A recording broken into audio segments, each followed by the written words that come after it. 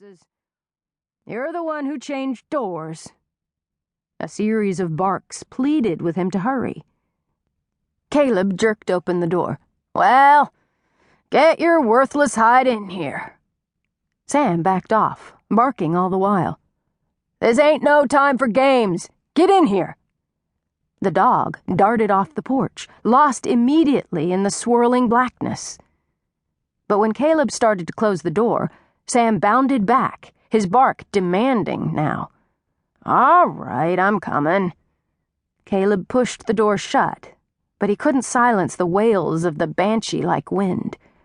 He stepped out of his slippers and into his boots, hooking his wool jacket off the coat rack in the same instant. He'd learned years earlier that when Sam insisted on his master following, he always had a reason, and a good one at that. Pulling his hat down tight on his head and wrapping a long woolen scarf around his face, Caleb stepped out into the swirling world. Sam hugged his master's knee and then moved a little bit forward, leading the way. They slogged through a hip-deep drift and finally bumped into the fence. Caleb looked back over his shoulder. He could barely see the light from his window. A shape loomed before him. "Well, I'll be." Sam yipped and pushed forward.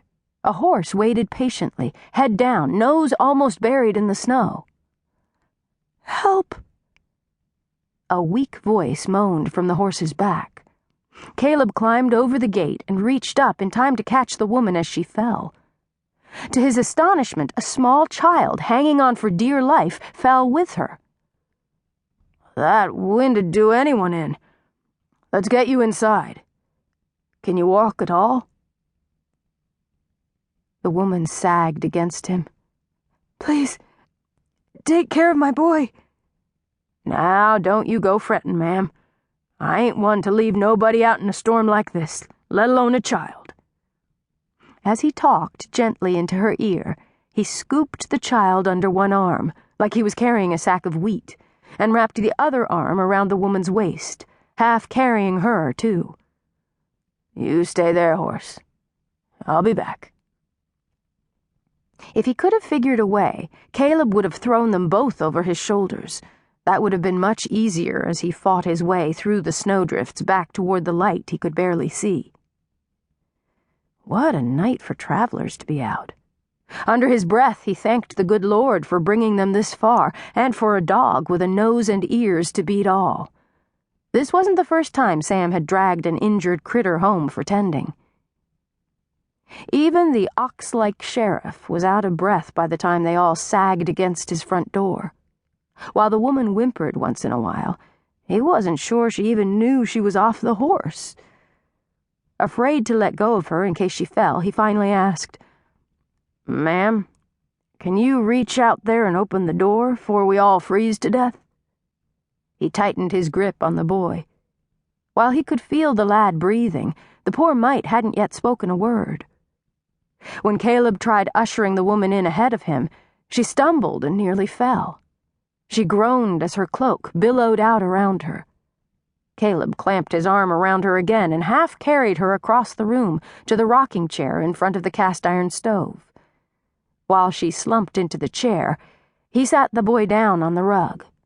Sam licked the child's face and, tail wagging, looked up at Caleb, as if asking what to do next. Caleb knelt in front of the rocker. The woman hadn't even started to untie her cloak. "Please, ma'am, make yourself to home. I'll pour you a cup of coffee and—" At that moment, the woman bit off another moan and slumped forward, hands clasped around her knees. She rocked in place. "Are you hurt? Do we need a doctor? I'm the sheriff here, and I learned some about doctoring, and that'll just have to do us, since we can't go for the real thing in this blizzard." He caught himself, blathering like an idiot he was. He sat back on his haunches and stared at the rocking form in front of him. She looked mighty large for such a small woman.